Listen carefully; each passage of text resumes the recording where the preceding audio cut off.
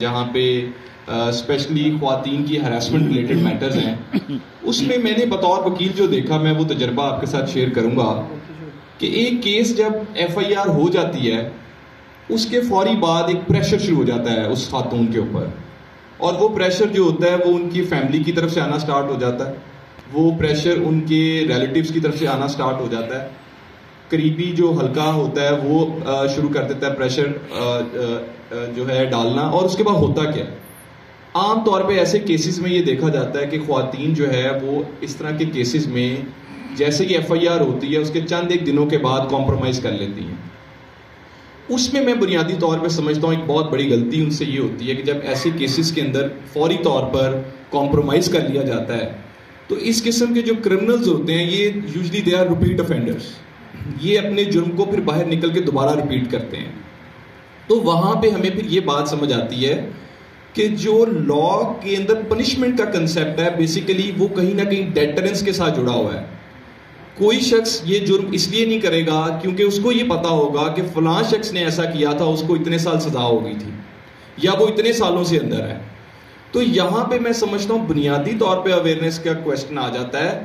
دیکھیے سب سے پہلی بات یہ ہے کہ جو پرائیویسی آف ڈیٹا ہے اس کے حوالے سے جیسے آصف صاحب نے بتایا کہ آپ ایسا مواد تیار مت کریں،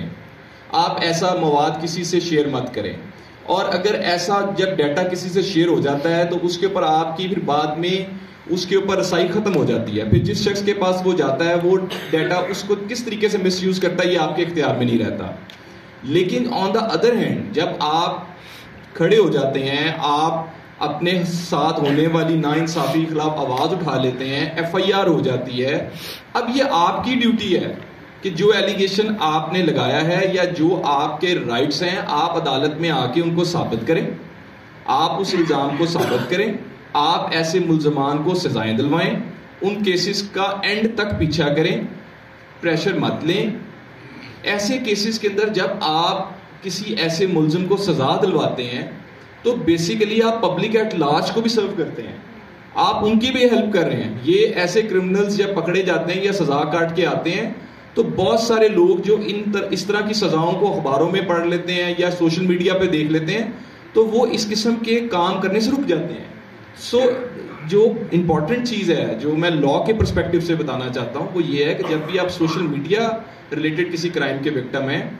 وہاں پہ آپ کے لیے سب سے اہم ترین چیز یہ ہے کہ جو آپ کا کیس ہے اس کو آپ جب تک ڈیسیژن نہیں آ جاتا آپ اس کو پرسو کریں. ایک چیز گائیڈ کیجیے گا، جتنے بھی سوشل میڈیا سے ریلیٹڈ کرائم ہوتے ہیں وہ ہمیشہ ارجنٹ یا ایمرجنسی سچویشن میں ہوتے ہیں، لیکن ہمارے ہاں جو ڈیسیژنز ہوتے ہیں، جو کاروائیاں ہوتی ہیں وہ بہت ڈیلے ہوتی ہیں. اس میں کوئی ایسی چیز ہے کہ آپ ایمرجنسی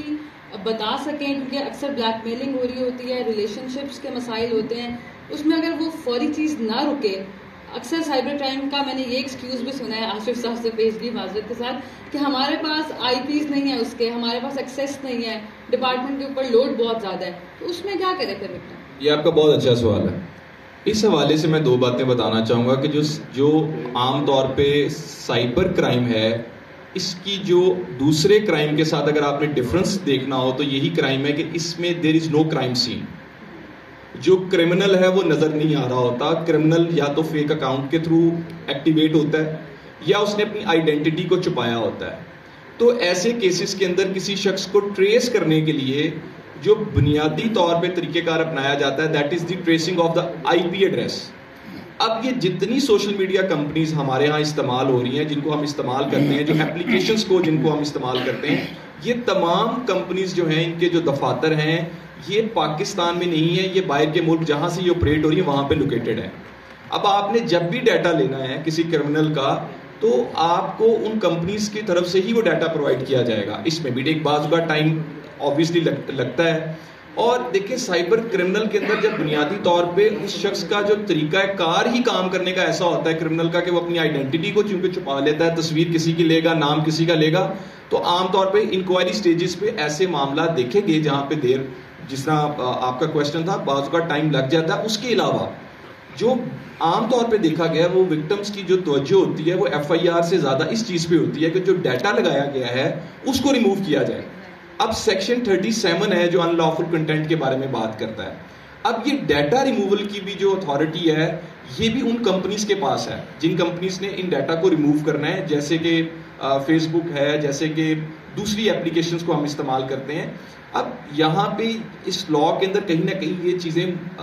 موجود ہیں, لیکن کہیں پہ اگر ڈائریکٹ ایویڈنس اویلیبل ہے, جیسے ایک نمبر جس سے میسیجز ریسیو ہو رہے ہیں, جس سے ویڈیوز ریسیو ہو رہے ہیں, وہ اسی ملزم کے نام پہ ہے, تو یہاں پہ چونکہ ڈائریکٹ ایویڈنس ہوتا ہے تو یہاں پہ میرا نہیں خیال کہ زیادہ ٹائم لگتا ہوگا. لیکن جو دوسرے کیسز ہوتے ہیں جہاں پہ صرف ایک آئی ڈی ہے یا ایک اکاؤنٹ بنا دیا گیا ہے, وہاں پہ جو ٹائم ڈیوریشن ہوتی ہے وہ بعض اوقات زیادہ ہوتی ہے. لیکن اس میں کچھ ایسی میں سمجھتا ہوں کہ چیزوں کو مزید آگے کرنے کی ضرورت ہے, جیسے میوچل لیگل اسسٹنس ٹریٹیز ہیں جن کو آپ کر سکتے ہیں, جس میں ان ممالک کے ساتھ جو ہے آپ کوشش کر سکتے ہیں کہ مزید آپ بہتر طریقے سے جو انفارمیشن ان سے حاصل کر سکیں. اور میں سمجھتا ہوں سٹیزن پروٹیکشن رولز بھی آئے تھے کچھ عرصہ قبل, وہ رولز بہت زبردست تھے, جس میں یہ کہا گیا تھا کہ ان کمپنیز کو کہا گیا تھا کہ اپنے دفاتر جو ہیں آپ یہاں پہ اوپن کریں گے. جب ان کی امپلیمنٹیشن کیونکہ میں سمجھتا ہوں نہیں ہو سکی, اگر ہو جاتی تو میں سمجھتا ہوں اس میں بہت حد تک یہ جو آپ کا کویشچن تھا یہ اسی میں ایڈریس ہو سکتا ہے. ہمارے پاس لاز موجود ہیں, the issue is with the implementation. اور ٹیکنالوجی بیسڈ لاس کی اگر میں بات کروں تو میں میرا ایک وکیل ہونے کے ناطے میرا یہ اس میں ایک ایڈوائس بھی ہے, میرا ایک اوپینین بھی ہے کہ اس قسم کے لاس کو تو ہر 2 سال کے بعد ضرور امینڈ ہونا چاہیے, کیونکہ ٹیکنالوجی تیزی سے بدل رہی ہے. جو کیسز یا جو آج سے کچھ عرصہ پہلے تک ہم معاملات سنتے تھے سوشل میڈیا ریلیٹڈ یا فائنینشیل ریلیٹڈ, اب جو سٹوریز ہیں, جو کیسز ہیں, جو ٹیکنیکس استعمال کی جا رہی ہیں وہ بالکل لیٹسٹ آ چکی ہیں. تو لاس کو بھی اس حوالے سے امینڈ ہونا چاہیے. بالکل ٹھیک ہے. اور آفیسز باہر ہونے